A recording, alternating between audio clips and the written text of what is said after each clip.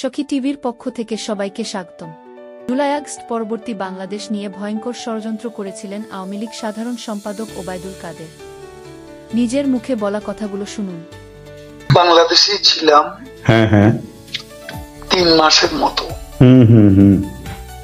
আমার একটা উদ্দেশ্য ছিল যে ওখান থেকে কিছু করা যায় কিনা, আচ্ছা কিছু একটা করা যায় কিনা। খুবই ভাগ্যবান, সেদিন আমার বেঁচে থাকার কথা ছিল। আচ্ছা, মৃত্যু থেকে অনেক কাছে ছিলাম। আচ্ছা, আমি আমারই সংসদ এলাকায় আমার নিজের বাসাকে এড়িয়ে পার্শ্ববর্তী আর একটা বাসায় আশ্রয় নিয়েছিলাম। বেশ। তখন 4 দিক থেকে মিছিল আসছিল এবং এটা আসলে ছিল প্রধানমন্ত্রী গণভবন কেন্দ্রিক, এবং এটা আমরা অবাক হলাম যে সংসদ এলাকাতেও এটা ছড়িয়ে পড়ে এবং একটা লুটপাটের যে লুম্পেন স্টাইলের কতগুলো ঘটনা ঘটে। তারা সে বাসাতেও হামলা করে। আচ্ছা, তারা জানতো না যে সেখানে আমি আছি। আচ্ছা, আমার বাসা তারা লুটপাট করেছে, কিন্তু যে বাসায় আমি গিয়ে আশ্রয় নিলাম সেখানে তারা হামলা করবে এটা আমি ভাবতাম। কিন্তু সেখানেও দেখলাম যে অনেক লোকজন ঢুকে পড়ে এবং তারা ভাঙচুর লুটপাট করতে থাকে। আমি আমার স্ত্রী সহ আমরা বাথরুমে ঢুকিয়ে অনেকক্ষণ ছিলাম, প্রায় 5 ঘন্টা।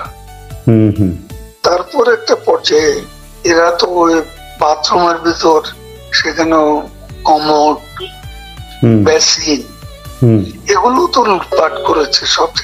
সেগুলোর লোভে প্রথমত তাদেরকে আমার ওয়াইফ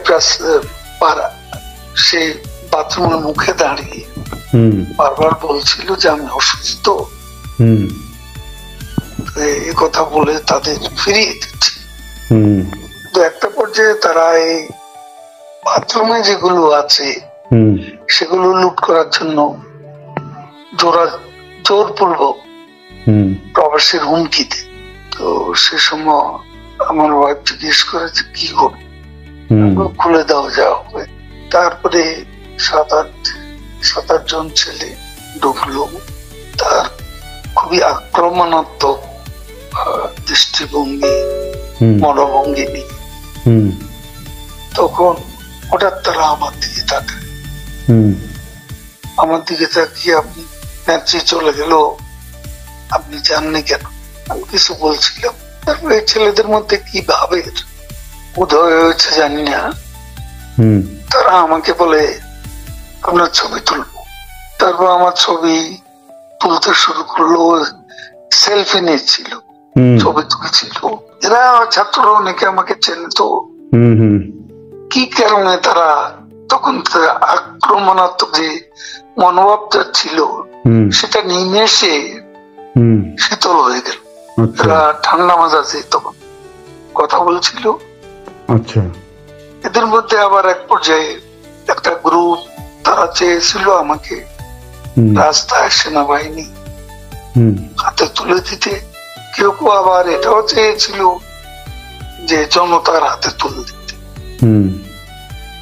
এটা অবশ্যই তখন একটা মানসিক ভাবে ভেতরে ভেতরে ভেঙে পড়েছিলাম। এরপর এরা এদের একটা শার্ট, এদের ওই ব্যাজ, লাল পতাকা শোভিত ব্যাজ লাগিয়ে আবার কালো একটা মুখে একটা মাস্ক দিয়ে আমাকে হাঁটতে হাঁটতে সংসদ এলাকা থেকে বড় রাস্তা, গণভবন অভিমুখী রাস্তা ওখানে নিয়ে যায়।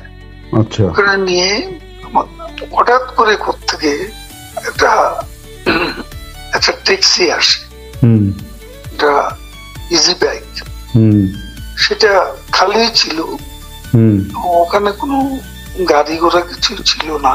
হুম ওটা হঠাৎ করে কেন যেন এসে পড়ল। হুম অত আমার ভাগ্য, এরা দুজনে আমাকে নিয়ে, আমার ওয়াইফকে নিয়ে ওটাতে উঠলো আর বলতে লাগলো, ওতে তো অসংখ্য মানুষ, হুম চেক আপ সব জায়গায়। এরা বলতে লাগলো যে আমাদের চাচা চাচি অসুস্থ, হুম হাসপাতালে নিচ্ছি, হুম ডিস্টার্ব করবে না। হুম এই করে করে নিয়ে গেল একটা অনেক দূরে একটা জায়গা। তো এটা হলো, ভাবতেও পারেনি ওরা যখন বাথরুমে ঢুকলো যে বেঁচে থাক, হুম সে বেঁচে থাকাটাই সেদিন যে একটা পরম সৌভাগ্যের বিষয়। হুম আনএক্সপেক্টেডলি হুম বেঁচে গেছে, ইট মোস্ট ইম্পর্টেন্ট। সে সময় হুম এই ছেলেরা যে কোনো ভাবে আমাদেরকে আর্মির হাতে তুলে দিতে পারত। মানুষের রাস্তা, অসংখ্য মানুষ, হুম সেখানে অনেকেই তো আছে আমাদের অপোজিশন, হুম মেরে ফেলতে পারত। হুম তো আজকে এটুকু বলে শেষ করি। না কিন্তু আপনাকে মানে তারপরে আপনি কোথায় এটাও রইলেন? কেউ জানে না, আপনি প্রথম যাবেন। না বলছি যে আপনি এরপরে কোথায় রইলেন, তারপরে তো আপনি মানে থাকলেন কি করে, মানে ওই রকম আমি পরিস্থিতি? বাংলাদেশে ছিলাম হ্যাঁ হ্যাঁ 3 মাসের মতো। হুম হুম হুম আমার একটা উদ্দেশ্য ছিল হুম যে ওখান থেকে কিছু করা যায় কিনা, আচ্ছা কিছু একটা করা যায় কিনা, আচ্ছা সংগঠিত করা যায় কিনা।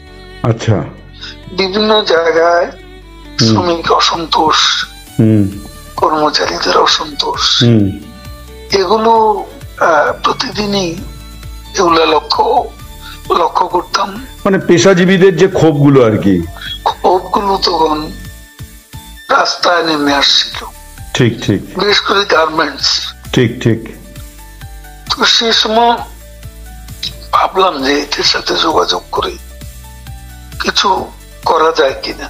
তো এই চিন্তাতে 3 মাস পরে আচ্ছা এরপরে একে একে সবাই অ্যারেস্ট হচ্ছে এবং আমি তো নেত্রীর পরের হুম পরের স্থানটাই আপনার। জন। আমার বিরুদ্ধে তখনই 212টা খুনের মামলার। এমন আরও আপডেট নিউজ পেতে সাবস্ক্রাইব করে সাথেই থাকুন।